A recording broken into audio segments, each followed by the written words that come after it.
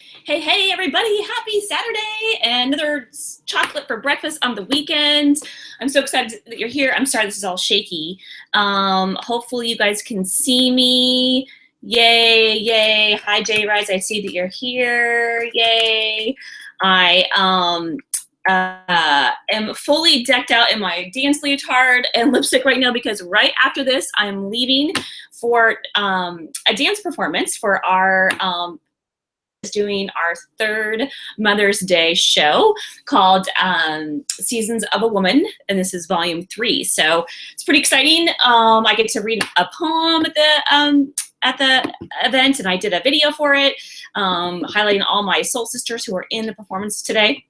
So I'm super excited. So let's get to the chocolate for breakfast. So what I really am doing for chocolate for breakfast, I'm cheating again, but I am gonna give you a recipe and I'll tell you why in just a second. So this is actually something that I'm kind of known for with my soul sisters, is I'm always the one who brings the dark chocolate M&Ms.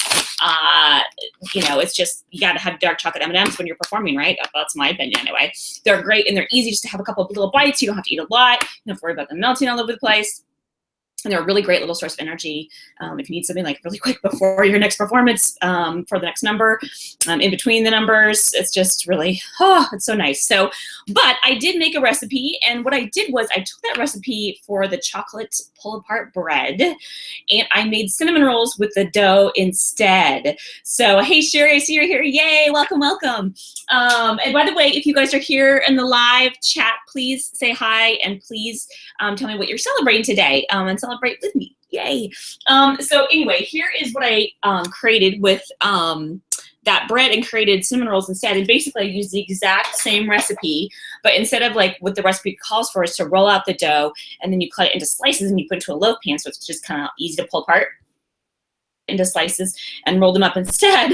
And it worked beautifully. And I just did that because today each of us are bringing some food to our performance and to share with the crowd that's going to come and watch us. So that's what I decided to do today. And I decided not to use chocolate in it because personally I prefer cinnamon rolls without chocolate. It's just me. I think I mentioned that last week. So, but I'm going to put the recipe for the pull-apart bread with the chocolate in it, and I've made it that way too, and it's good too. And I'll put that in the description below. Woo!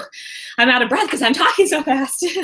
Let's see. I'm just going to read what a couple of the comments are.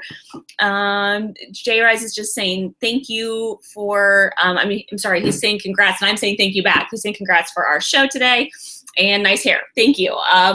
Yeah, it's a little, it's fun. It's fun. It didn't quite turn out as I was hoping, but I'm sure it'll be fine. You know, when I'm dancing around, it's good to have a little bounce to it, right?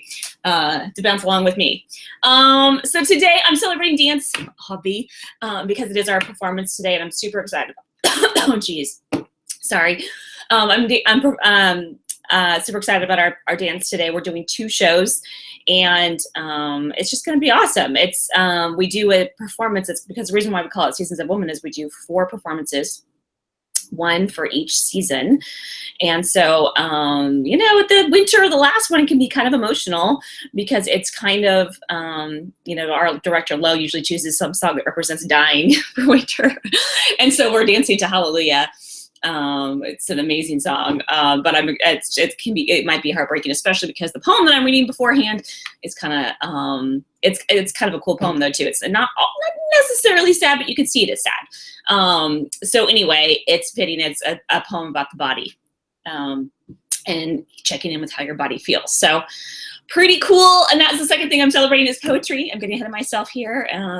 Because, you know, because poetry. I love it. And I was kind of laughing at myself when I was writing this thing because I had the idea for this poem probably about 3 months ago, and I wrote down a bunch of ideas and some bubble notes. Have you guys ever done that where you write a word and you circle it and then it makes you think of another word? And anyway, it really helps me when I'm writing, especially when I go back and edit. But when I'm doing a poem, that's what I have to do because it helps me think of fun metaphors to use in the poem.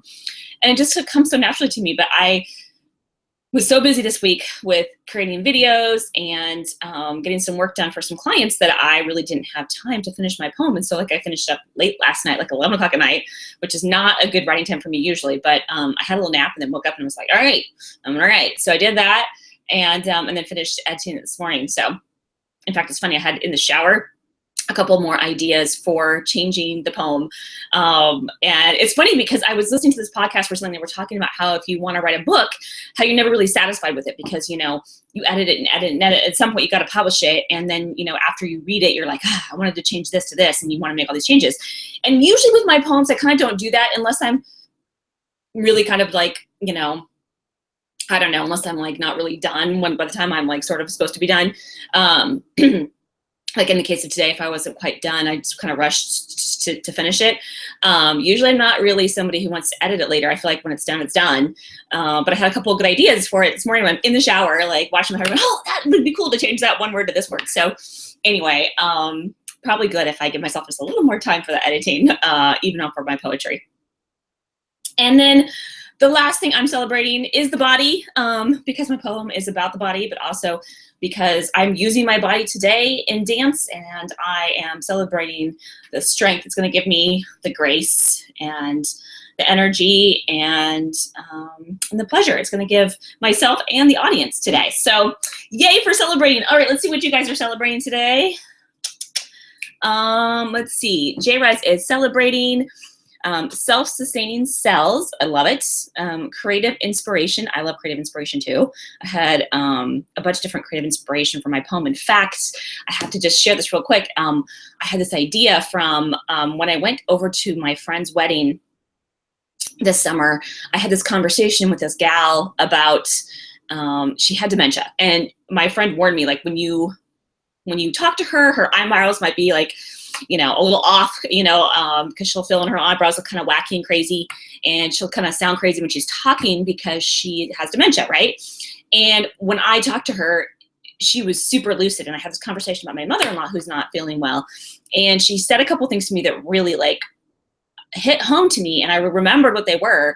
And so anyway, today when I was writing, or yesterday when I was writing the poem, I remembered that line that she said, and so I used it, something kind of similar in my poem. It's kind of like the key to the, it's like the ending of the poem. It's like the key to the whole thing that brings it all together. It's pretty awesome. So anyway, creative inspiration and music distribution services like CD Baby. Do you use CD Baby, Jay? I've never used that before. That's pretty cool. Jay says he loves my poetry process. Love it.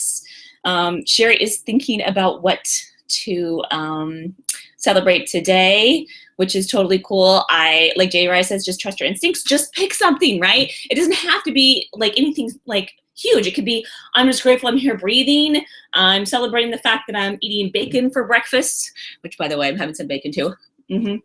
I'm celebrating that I'm sitting here watching this video of Jen eating bacon in front of me. Hopefully you're celebrating that.